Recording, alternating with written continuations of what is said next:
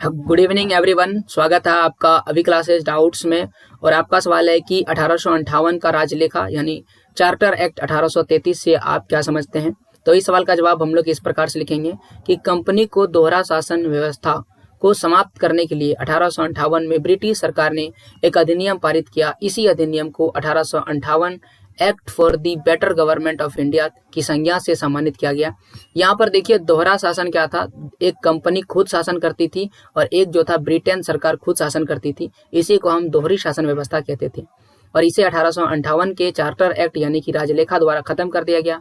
1858 के अधिनियम द्वारा भारत के गवर्नर जनरल का पद का जो नाम था उसे बदल दिया गया और इसका नाम हो गया वायसरा, यानी जिसे हम पहले गवर्नर जनरल कहते थे अब उन्हें हम क्या कहते हैं, वायसराय कहते थे, जो ब्रिटेन के सिंहासन का सीधा प्रतिनिधित्व करता था, यानी कि इनका संबंध सीधे ब्रिटेन के राजा से था।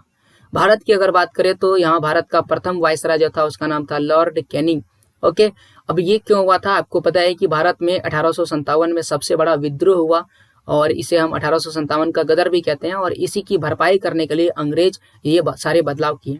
अगला है कि भारत का प्रशासन अब सामग्री द्वारा नियुक्त यानी 15 सदस्य की एक परिषद को सौंपा गया। इससे पहले 3 था, फिर एक और जोड़ा गया तो कुल मिलाकर के 4 हुआ। ऐसे करके धीरे धीरे जो इसके सदस्य था, परिषद था, वो बढ़ता चला गया और 1858 की बात करें तो यहाँ पर हो गया 15 सदस्यीय एक परिषद को सौंप दिया गया, जिसका अध्यक्ष यानी मुख्य जो था वो राज्य सचिव या भारत का राज्य सचिव के नाम से बोला गया, यानी इसे भारत का राज्य सचिव कहा गया। राज्य सचिव जो था वो ब्रिटेन मंत्रिमंडल का एक सदस्य होता था, यानी जैसे हमारे यहाँ एक मंत्रिमंडल होता है, गृह मंत्री, वित्त मंत्री, वैसे ही ब्रिटेन में भी एक मंत्रिमंडल है।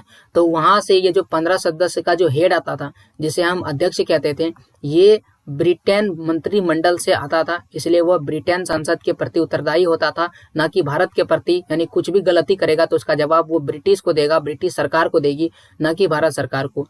सिविल सेवा हम जानते हैं जो बड़े बड़े अधिकारी बनते हैं वो सिविल सेवा से ही बनते हैं। इनकी नियुक्तियां खुली प्रतियोगिता के द्वारा की जाने लगी, जिसके लिए राज्य सचिव ने सिविल सर्विस कमीशन की सहायता से नियमों की उत्पत्ति की और इसमें जो तरीके होना चाहिए इसमें एडमिशन होने के लिए, माफ कीजिए, इसकी भर्ती के लिए वो सारे इनके हाथों में सौंप दिया गया। तो यह था आपके सवाल का जवाब कि 1858 का राजलेखा से आप क्या समझते हैं। ऐसे ही सवालों के जवाब के लिए सब्सक्राइब कीजिए अभी क्लासेस डाउट को। पूरा वीडियो देखने के लिए बहुत बहुत थैंक यू।